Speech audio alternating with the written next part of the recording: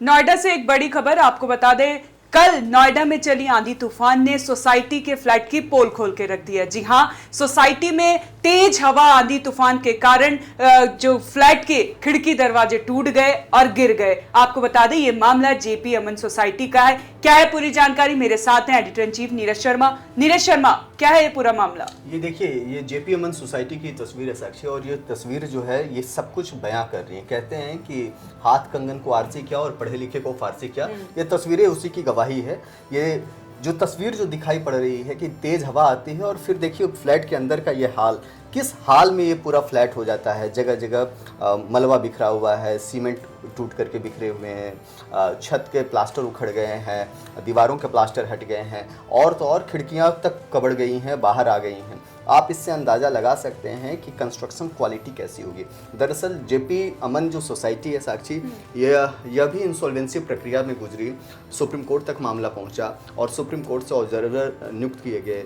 सुरक्षा को वहां पर जिम्मेदारी दी गई है बनाने की, और जब बनाई गई तो कंस्ट्रक्शन क्वालिटी का यह आलम है। इससे आप समझ सकते हैं। हमने जेपी की स्टोरीज कवर की थी, लोगों ने प्रोटेस्ट किया था, और उस वक्त भी लोगों ने कंस्ट्रक्शन क्वालिटी को लेकर के सवाल खड़े किए थे। लोग कहते थे कि एक कील मारो तो पूरा दीवार निकल जाता है, और यहाँ तो कील मारने की भी ज़रूरत नहीं है। तेज़ हवा आई और उस हवा में सब कुछ उखड़ गया। ये तस्वीरें बता रही हैं कि सोसाइटीज़ में कंस्ट्रक्शन क्वालिटी का आलम क्या है। साक्षी, आपको बता दें कि लंबे समय से नोएडा, ग्रेटर नोएडा के जो क्षेत्र में जितने भी अपार्टमेंट्स बने हैं, वहाँ कंस्ट्रक्शन क्वालिटी एक बड़ा इंपॉर्टेंट इश्यूज़ रहा है।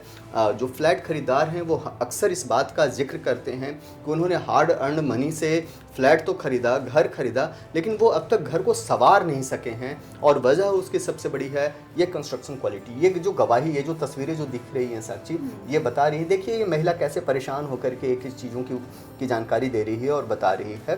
तो जब तेज़ आंधी आई तो आंधी में इस तरह की तस्वीर बड़ा चौंका देने वाली ये तस्वीर है और हैरान करने वाली तस्वीर है। और उससे भी इम्पोर्टेंट है साक्षी, ये पूरे सुरक्षा व्यवस्था के लिए भी एक खतरा है।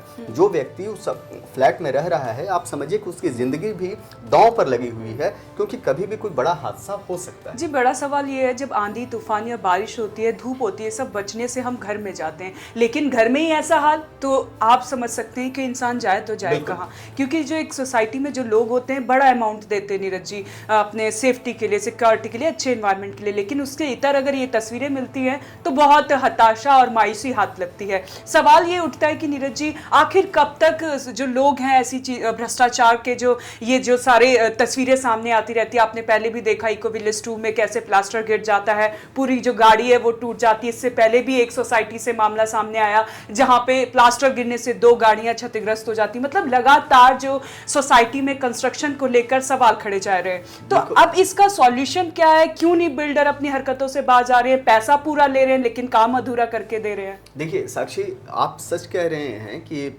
अक्सर सोसाइटीज़ में इस तरह की खबरें आती हैं अलग अलग सोसाइटीज़ से। कभी कंस्ट्रक्शन क्वालिटी की, कभी दीवार का छज्जा गिर जाता है, कभी छत का छज्जा गिर जाता है, कभी प्लास्टर उखड़ जाते हैं, कभी खिड़कियां टूट जाती हैं, दरवाजे टूट जाते हैं।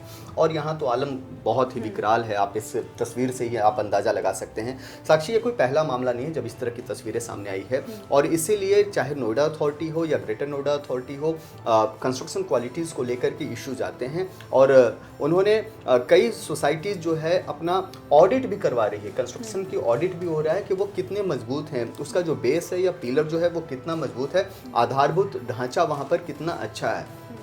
नोएडा अथॉरिटी ने भी इस बात की ग्रीन सिग्नल दे दिया है कि कोई भी अपार्टमेंट ओनर एसोसिएशंस जो है उसका ऑडिट करवा सकता है। बस शर्त इसमें ये रखा गया है कि एओए की ओर से ही जो है ऑडिट का पैसा दिया जाएगा, खर्च जो है वो दिया जाएगा। और ये तस्वीरें गवाह हैं साक्षी कि हालात बहुत बुरे हैं। अब एक साक्षी, एक दूसरी तस्वीर आपको दिखाते हैं कि कल जब आंधी आई उसके बाद ये हालात कैसे आए।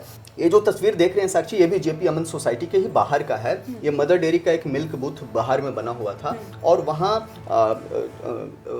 कंस्ट्रक्शन जो है नॉर्मल कंस्ट्रक्शन था, झोपड़ी नुमा चीज़ बनाई हुई थी, शेड्स बना करके ना दूध को रखा गया था और बाकी सामान, मदर डेयरी के सामान को रखा गया था। और ये देखिए, जब तेज़ आंधी आती है तो एक तो पूरा धूल का गुबार उड़ता है, हर तरफ धूल ही धूल दिखता है, और फिर सडनली जब आप देखेंगे, ये देखिए ये किस तरीके से छज्जा उखड़ करके दूसरी ओर चला गया। इससे आप समझ सकते हैं कि कल जब आंधी आई तो वो कितनी तेज थी और किस हद तक लोगों के जीवन पर प्रभाव डाल रही थी। आप इन तस्वीरों से समझ सकते हैं कि कितनी हाई क्वालिटी की वो आंधी थी। High quality in the sense की बहुत तेज आंधी थी, धूल का गुबार हवा तो की था, स्पीड काफी तेज थी, बहुत ज्यादा थी। और उसी स्पीड की वजह से ये जो मिल्क बूथ है उसके परखच्चे उड़ते नजर आए, वो इन तस्वीरों से आप समझ सकते हैं। जी नीरज जी, एक और ये जो तस्वीरें आपने दिखाई, इससे एक और सवाल ये उठता है कि जैसे सोसाइटी के बाहर कई सारे स्टॉल्स लगे रहते हैं, जो कि अभी हमने गौर सिटी के बाहर से एक खबर भी सामने आई थी कि तो लोगों ने वहां पे अतिक्रमण कर रखा है। तो ये कितना घातक साबित हो, क्योंकि लोग कहीं पर भी अपना स्टॉल लगा लेते हैं। आपको पता होना चाहिए कि जो स्टॉल के ऊपर जो छज्जा लगा रहता है वो कोई लोहे का होता है। अगर आंधी तूफान आती तो अगर वो उड़ के कहीं भी जाएगा, अगर इंसान से लग जाएगा तो उसके जान जाने का भी खतरा होता है। ये हादसा बहुत बड़ा हो सकता है। बेसिकली ये टीन शेड ही है, और टीन शेड जब उड़ता है तो देखिए किस कदर बहुत दूर तक जाता है। तो इससे आप अंदाजा लगा सकते हैं कि ये कितनी परेशानी वाली चीज हो सकती है। अगर कोई व्यक्ति वहां पर रहता, उस जगह पर रहता, तो इस टीन शेड से वो घायल हो सकता था, उसकी डेथ भी हो सकती थी अगर वो उसके गर्दन पर लग जाए या किसी शरीर के दूसरे हिस्से में जो नाजुक हिस्से हैं वहां लग जाए, तो इससे बड़ी घटना हो सकती है।